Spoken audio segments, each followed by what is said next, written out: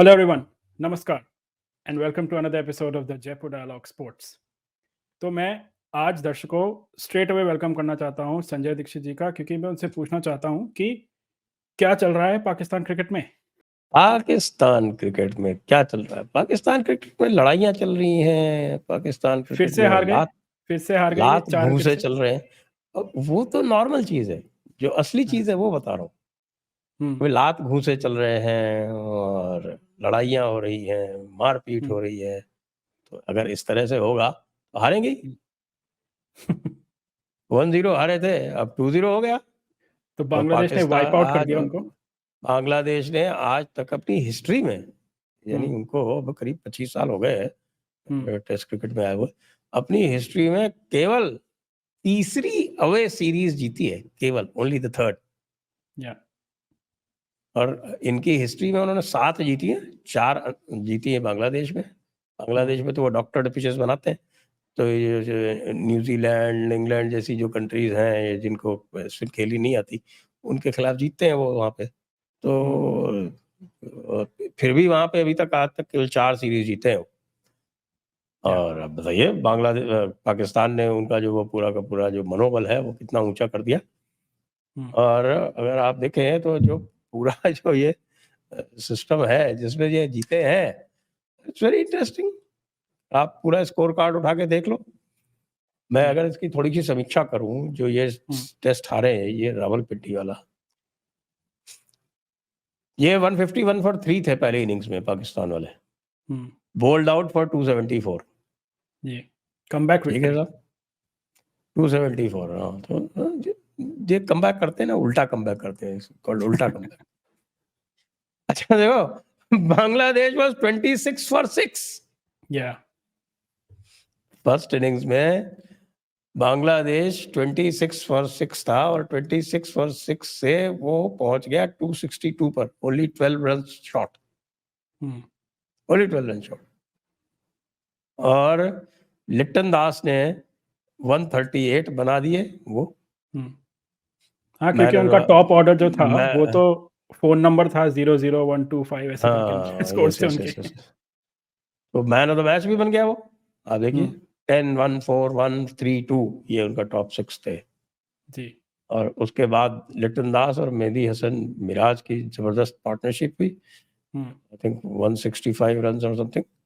जी और वो 262 तक पहुंच गए। और उन्होंने किया, उसके बाद फिर ये वापस आते हैं और वापस 172 पे ऑल आउट हो जाते हैं। या कैन यू इमेजिन? और इसमें अच्छा। ये भाई लोग जो थे, इनके अगर आप फॉलो विकेट देख लीजिए, 1 for 7, 2 for 9, hmm, 3 for 47, 4 for 62। या और हमारे बाबर आजम साहब फिर 11 रन बना के, पहले इनिंग्स में 31 रन बना के, दूसरी इनिंग्स में 11 रन बना के, the best ever batsman the world has ever produced. वो फर्स्ट टेस्ट अपने में भी ऐसे ही बेकार परफॉर्मेंस था बाबर का। फर्स्ट टेस्ट में तो शायद वो 0 पे आउट हो गया था पहली इनिंग्स में, फर्स्ट एक बॉल पे इनिंग्स शायद। में, हाँ। हाँ। तो इस तरह का जब होगा, और आपने एक तो किस्सा सुना होगा, I don't know whether you heard this story और नॉट, कि हाँ, पहले हाँ, टेस्ट में डिफीट के बाद में जो कैप्टन बना रखा है शान मसूद को, यस, शान मसूद को क्यों कैप्टन बना रखा है पता नहीं।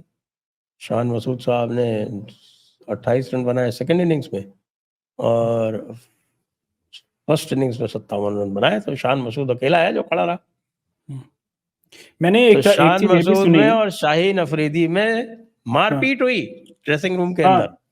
तो और ये खबर बेचारे जो है, रिजवान मियाँ जो है, रिजवान मियाँ वो बीच बचाव हाँ, करने गए, तो दोनों तरफ से उनके धौल धप्पे पड़ गए, हाँ, वो तो भागे यही वहां से। यही रीजन है क्या कि उन्होंने शाहीन अफरीदी और नसीम शाह को नहीं खिलाया। गिलेस्पी ने तो कहा, जो कोच है उनके, जेसन गिलेस्पी, हम्म ऑस्ट्रेलियन, एक्स हम्म ऑस्ट्रेलियन क्रिकेटर, उस उन्होंने तो कहा कि नहीं, ये तो हमने पिच देखी और कंडीशंस देखी और पिच कैसे डिटीरेट होगी, उस हिसाब से हमने देखा कि हम शाहीन अफरीदी और नसीम शाह को नहीं खिलाएंगे। मतलब ये तो मैंने पहली बार सुना है कि आपके टॉप 2 बॉलर्स को आप खिलाएंगे ही नहीं। तो वैसे तो परफॉर्मेंस तो उनकी इसी तरह की थी। हाँ, ये कह जाते हैं कि साहब हमारे पास 150 वाले बॉलर हैं, और 150 वाले बॉलर जो थे वो 130 पे बॉलिंग कर रहे थे फर्स्ट टेस्ट हाँ, में। हाँ, स्पेशली शाहीन अफरीदी, वो दम ही नहीं लगा रहा था, जानबूझ के नहीं लगा रहा था या कि उसके लग नहीं रहा था, पता नहीं। तो उसकी जो परफॉर्मेंस है तो उसमें तो he had to be dropped.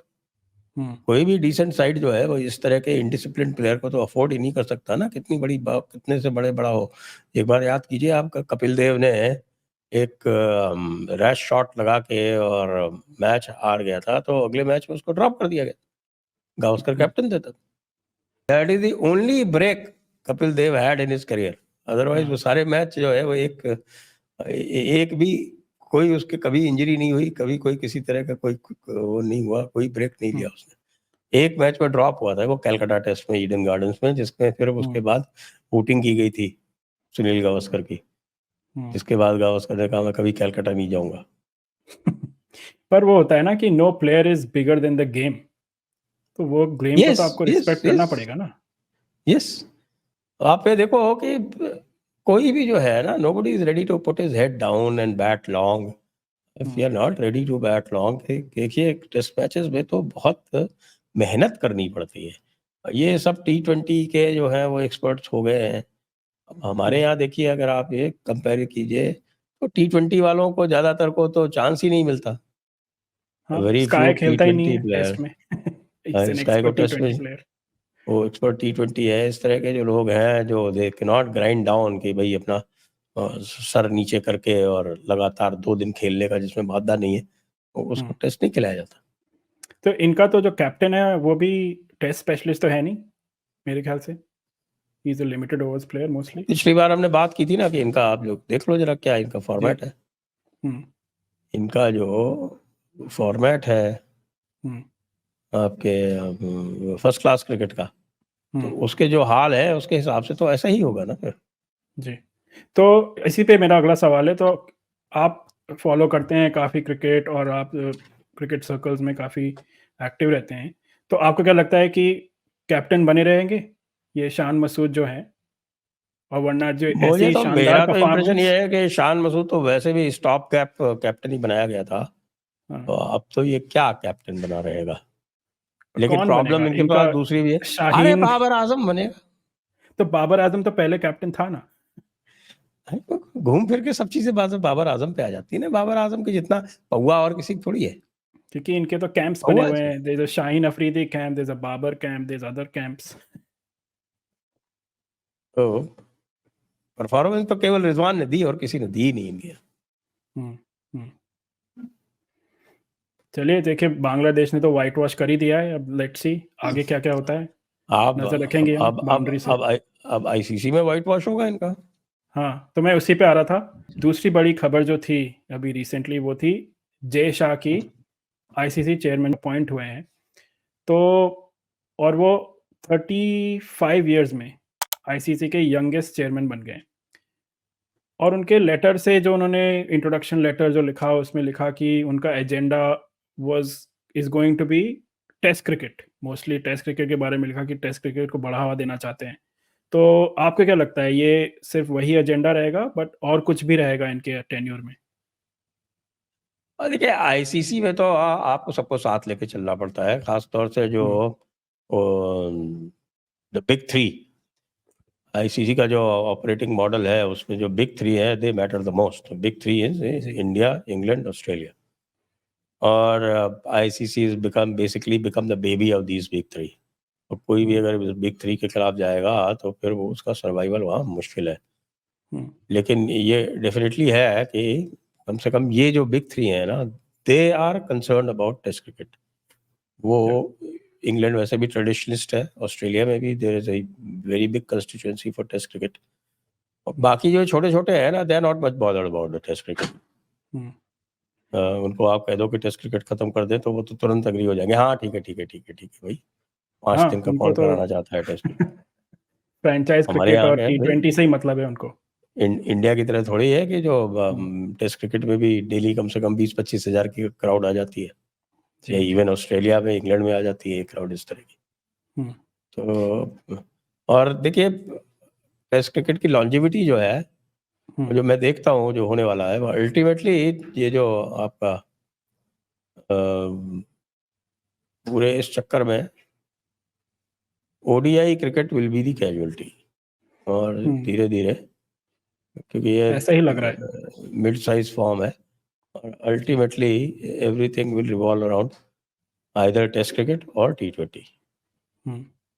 वैसे इन्होंने जो वर्ल्ड टेस्ट चैंपियनशिप है, इसका बेसिकली 2 फेजेस हो चुके हैं, 2 इटरेशंस हो चुके हैं अब।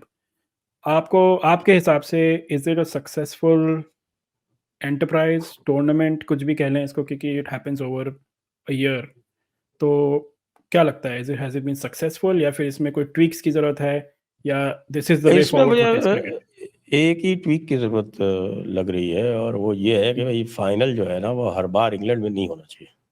लेकिन वो जो कि इंटरनेशनल कैलेंडर इतना पैक्ड है कि और कोई आपके जून जुलाई के अलावा और कोई टाइम मिलता नहीं है, और जून जुलाई में और कहीं क्रिकेट हो नहीं सकता।